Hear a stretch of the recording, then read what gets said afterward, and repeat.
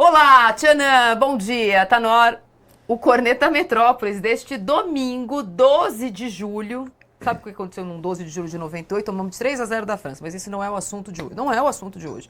O assunto de hoje são semifinais pesadíssimas. 7 títulos mundiais. 4 campeões do mundo vão se enfrentar tentando vaga na grande final da Copa do Mundo de 2026. Não adiantou inflacionar a Copa, colocar um monte de novos players na Copa. Ah, vai ter um time diferente na semifinal. Sempre tem uma surpresa, zero surpresa.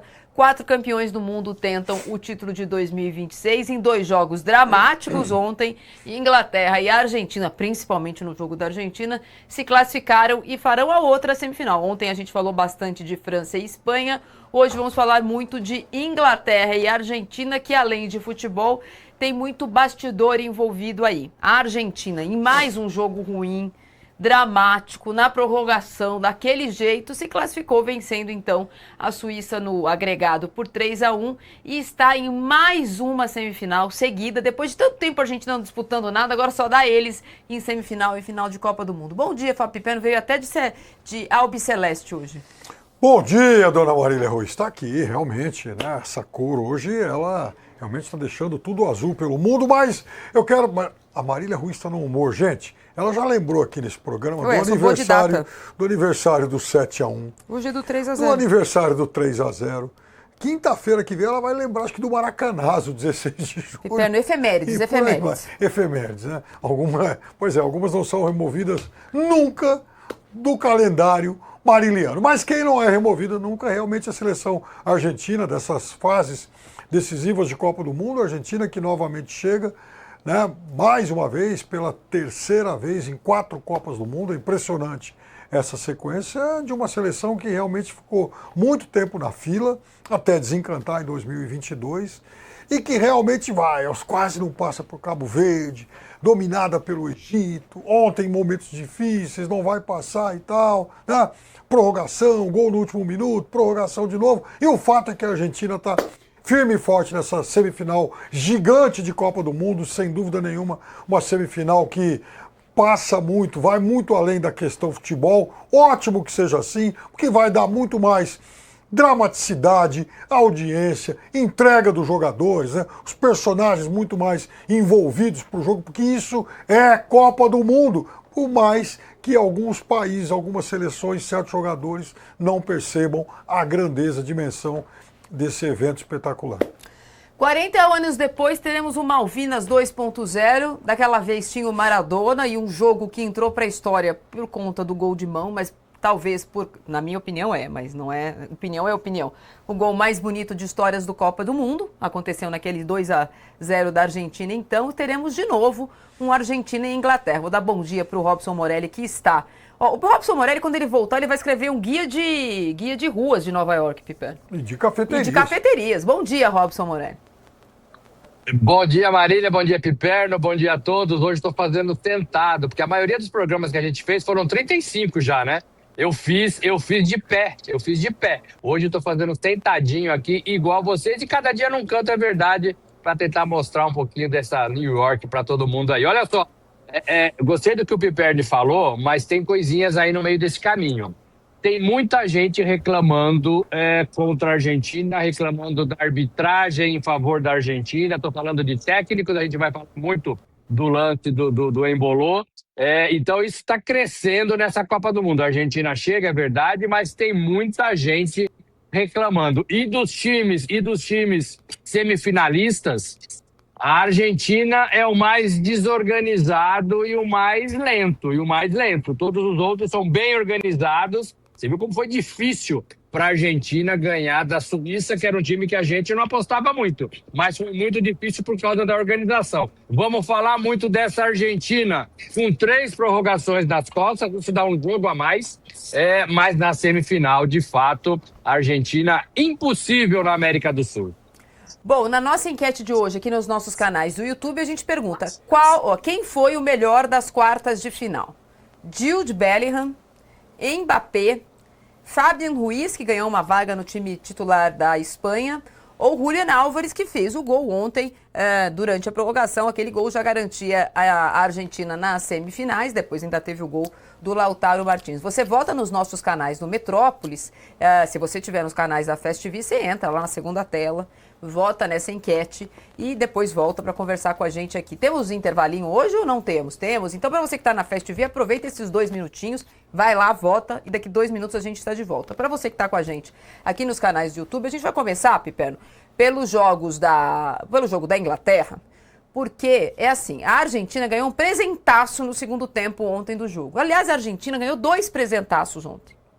Seu Tuchel, o estrangeiro deles, o técnico estrangeiro deles, já tá 1-0 para a Argentina, viu, Piperno, na quarta-feira. Por quê? Porque acabou o jogo, foi um jogo difícil, era equilibrado, um calor desgraçado estava em Miami. Os caras estavam acostumados a 364 dias de frio nos países dele. Na Inglaterra chove, 364, faz um dia de sol. O sol às vezes cai na terça ou na quarta de um julho qualquer na Inglaterra. E o Tuchel, do alto da sua frieza germânica, falou o seguinte: deixamos nossa vida muito difícil hoje. O resultado é fantástico, estamos na semifinal, é incrível, mas não estou feliz com a performance. Em todos os sentidos não estou feliz. Houve compromisso, mas também dificultamos nossa vida pelo jeito que jogamos. Fomos descuidados, cometemos erros táticos e não fomos rápidos o suficiente. Não fomos suficientemente constantes. Tivemos a sorte necessária. Frase que ele falou assim que o jogo acabou, onde ele deveria estar tomado por uma alegria infantil de ver a Inglaterra novamente numa semifinal de Copa do Mundo. E quando soube que o técnico falou isso, o Bellingham já respondeu, Piperno. Talvez ele não saiba como é jogar nesse tipo de condição contra jogadores como Haaland, Odegaard, Nusa e Sorloth. Não é um time fácil de jogar contra, talvez ele não saiba. Tentamos criar um ambiente positivo, acho que é os jogadores, e devemos continuar com ele nas semifinais. Não consigo elogiar suficientemente meus companheiros. Não dá para ganhar todos os jogos, ter sempre a bola, trocar 1000 passes. Às vezes temos que ganhar da forma dirt. Em inglês é do jeito que dá. E fizemos isso de novo nessa noite. Tá bom o clima no vestiário? Tuchel Sampaoli, Piperno. Que coisa impressionante. E conseguiu. O time vai pra semifinal e ele tá 1-0 pra Argentina já. Assim... É inacreditável. Esse sincericídio aí do técnico alemão, e que tem muita experiência de futebol inglês. Ele já foi um cara, por exemplo, vencedor no Chelsea, campeão de Champions pelo Chelsea. Parece que... Ele não aprende certas lições. Sujeito chato. Ele errou ontem em algumas alterações. Por quê? Porque tornou o time mais aberto, mais exposto. E aí ele foi mexendo, inclusive, para tentar reequilibrar o time. Era uma partida previsivelmente complicada, difícil. Jogava contra uma equipe forte, principalmente no seu ataque. A Noruega também, acho que cometeu um erro que eu venho apontando há muito tempo aqui, que é a questão do Sorloth jogando aberto. Ele é quase que um peso morto jogando aberto. Ele não é um jogador de grande velocidade e ele perde o que ele tem de melhor. Ele é um peso morto e fominha, né? E fominha, pois é. Então, aí que eu chego. Quer dizer, perdeu a bola que poderia praticamente definir o jogo ali. Né? Um contra-ataque, para quem não viu, um monte da Noruega contra um inglês. Ele podia ter rolado a bola para o Haaland, demorou. O zagueiro inglês corta a linha de passe, aí ele tenta dar um corte para dentro, um drible, perdeu o ataque, perdeu a chance que seria a possibilidade do 2-0, tendo o Haaland do lado dele. Agora, realmente, olha, o Tuchel, ele precisa, acho que está na hora de ir para o divã, porque não é possível. Olha, Morelli, tudo que eu não esperava ontem era uma declaração absolutamente deselegante e desconectada com a alegria.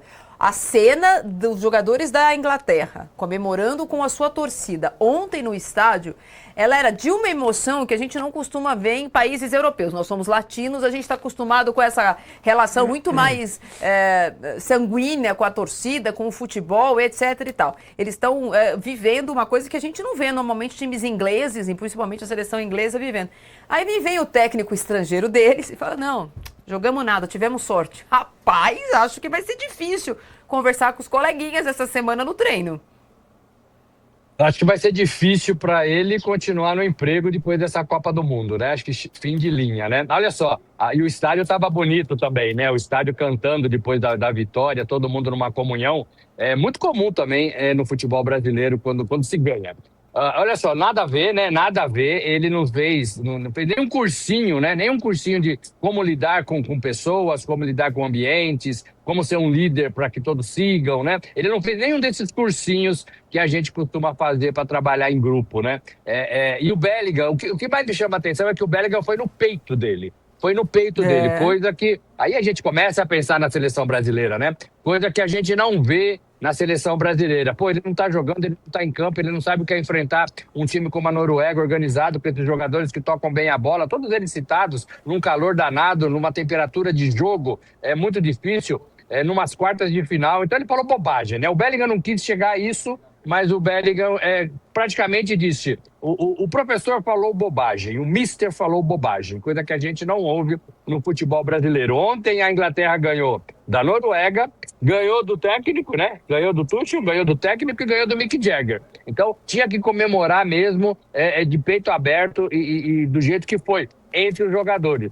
Falou uma grande bobagem e agora vai ter que controlar esse vestiário, tentar falar com os líderes dentro de campo. Mas o que eu mais gostei foi esse jogador que não aceita, porque entende o jogo, porque entende o que aconteceu, porque entende a dificuldade, peitar o treinador. O treinador nem sempre tem razão em tudo.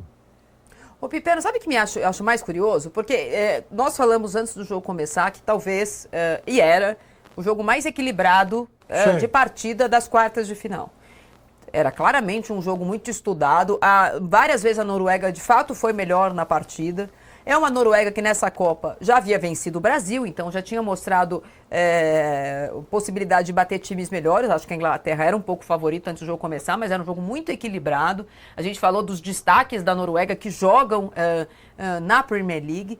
E eu não vi nenhum lugar, acompanhando o jogo em várias telas diferentes, várias imprensas diferentes falando sobre aquela partida, que a Inglaterra estava jogando mal. Ao contrário, um jogo difícil, olha como esse Bellingham joga, como ele decide, etc. Então, só o Tuchel achou isso, que eles deram sorte?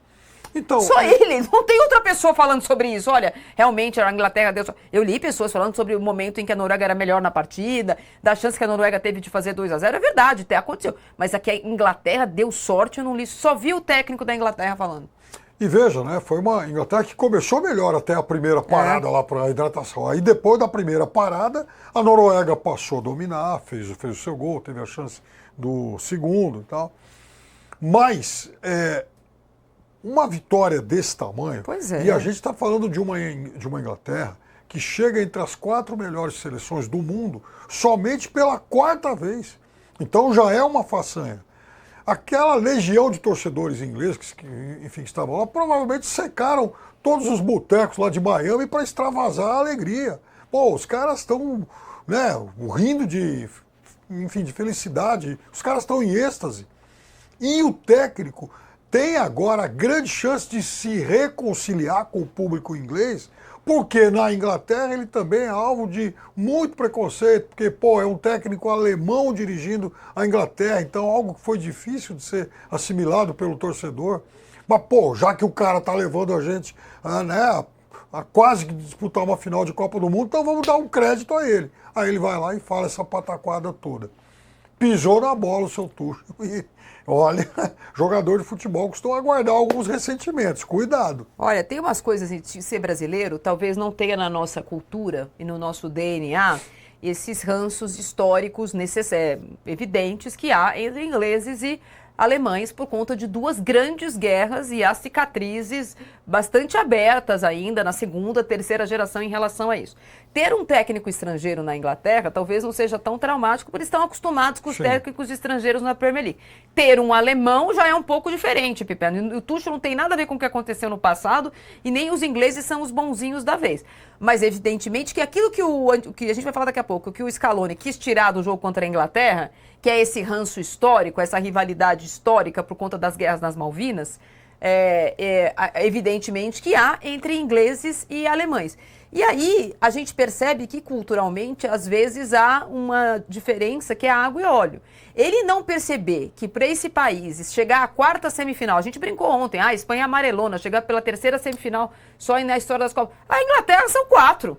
Não é porque eles coming home, não é porque eles inventaram o futebol que eles estão sempre em semifinal. O cara achar que no momento que a Inglaterra chega de novo uma semifinal, é hora de falar que o time deu sorte, olha, faltou bom senso, hein? Então, vai lá explicar isso para aqueles beberrões que estão lá em Miami, vibrando e bebendo até agora. Passaram a noite.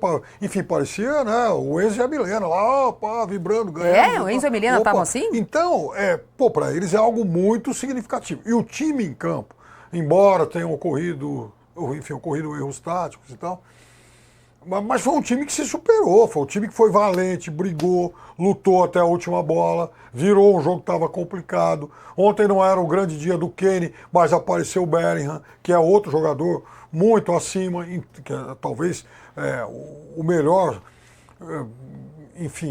melhor inglês dos últimos anos, dos últimos tempos. É um jogador que ainda tem toda uma carreira pela frente, ele tem só 23 anos, já está no seu segundo Mundial.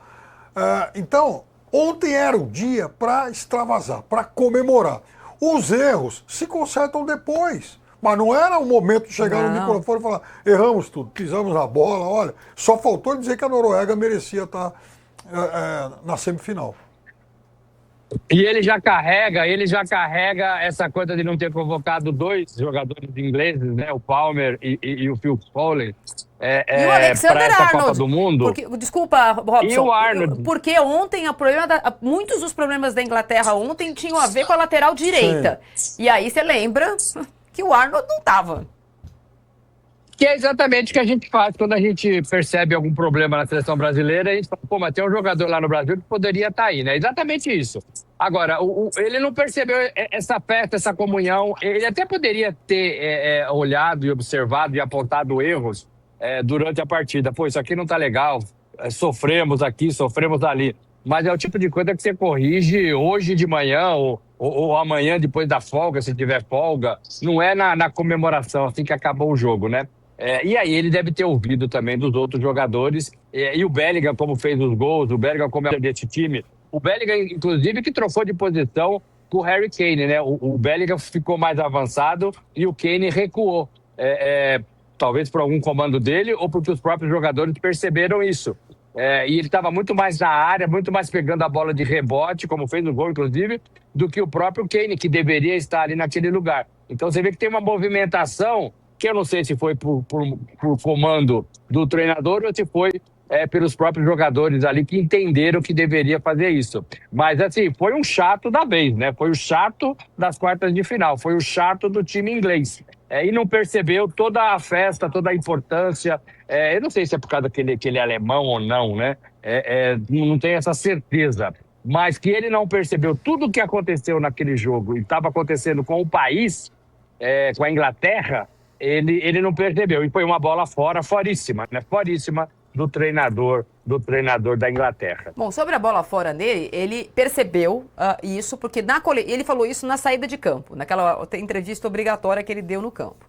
E aí houve a repercussão ainda no campo da resposta dura do Bellingham, que manteve essa postura ali na zona mista, naqueles palcos que eles têm que dar respostas exclusivas para algumas emissoras que detêm os direitos de transmissão.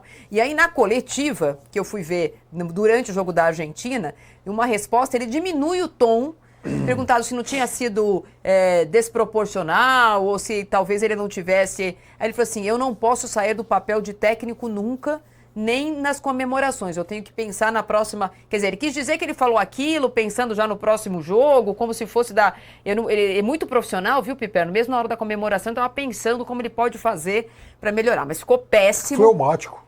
Ele não conseguiu ofuscar, mas ele conseguiu virar tema desse programa, além do que deveria ser o único tema desse programa. No jogo em que apareceram os 2 principais centroavantes do planeta, os caras que fazem gol de qualquer jeito, de olho fechado, de à frente, de costas, no campeonato alemão, no campeonato inglês, pelas suas próprias seleções, os 2 noves que todo mundo queria ter no seu time, o show foi do senhor Bellingham, o meio-campista. Quando a Inglaterra precisou de sua segunda principal estrela, Jude Bellingham apareceu. O camisa 10 comandou a vitória por 2-1 sob a surpreendente Noruega, tá de parabéns, ganhou o troféu Miss Simpatia da Copa, jogou muito mais do que a gente esperava, encerrando a campanha da seleção sensação dessa Copa, garantindo os ingleses nas semifinais.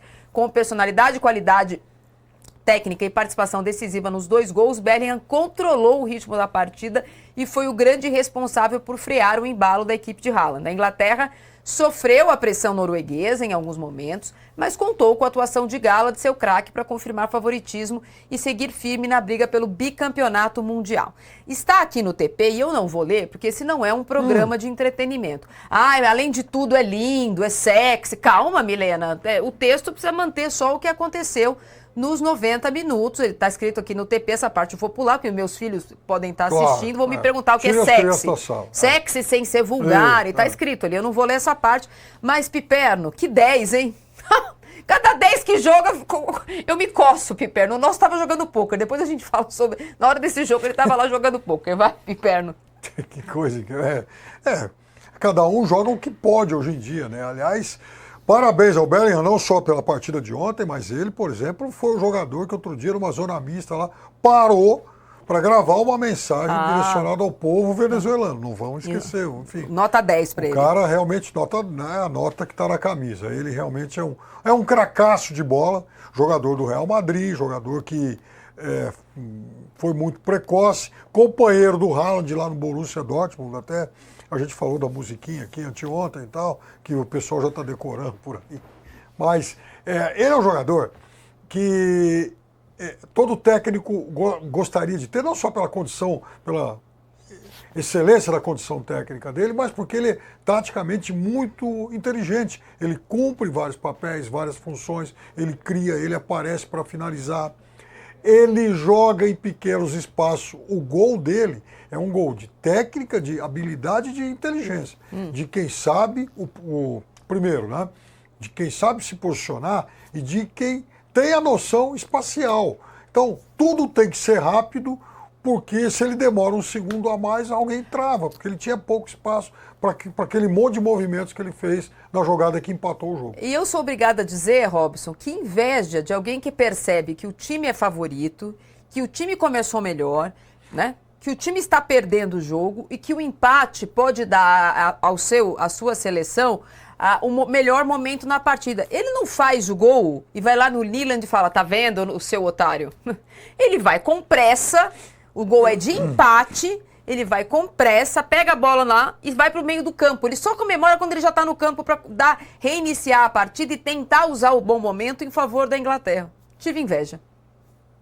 A gente gosta um pouco de usar a palavra moderno, né? Jogador moderno. Tá aí um jogador moderno, né? Era um volante, passou para a camisa 8, joga às vezes de camisa 9, como a gente viu, e usa a camisa 10. É um jogador moderno, é um jogador que se preparou para a Copa do Mundo. Ele nem fez uma boa temporada no Real Madrid, mas ele se preparou para a Copa do Mundo. Ele mentalizou, ele é um cara de grupo, é um cara sério, você vê pela expressão dele, né? É um cara sério, é um cara que ficou torcendo depois que saiu, né? Ficou torcendo no banco depois que saiu. Então, assim, tudo isso faz diferença numa competição de 8 partidas, numa competição curta, como é a Copa do Mundo. E a gente não tem nada disso, né? Nem perto disso. O Brasil não tem nada disso, nem perto disso. É um jogador excepcional, é um jogador que cresceu nesses últimos anos jogando na Espanha, jogando no Real Madrid. É um jogador de bom senso, como o Piperno fez um pronunciamento sobre aquele terremoto na Venezuela. É um cara que sabe o que está acontecendo no mundo, um cara que sabe o que está acontecendo no mundo. Não é um cara que se pergunta para ele, o que você sabe do Japão? Rapaz, o Japão, né? O professor vai dizer pra gente o que é o Japão, né? Então, é um cara que está antenado. Se você perguntar para ele hoje sobre os 4 finalistas, os 3 finalistas, semifinalistas, ele vai responder e talvez até com aulas táticas sobre os finalistas. Então é isso que faz diferença num jogador grande, num jogador que tem objetivos claros da carreira e num jogador que entende o que é vestir a camisa sofrida da seleção inglesa, que ganhou um campeonato e faz muito tempo, e está sempre nessa luta tentando chegar.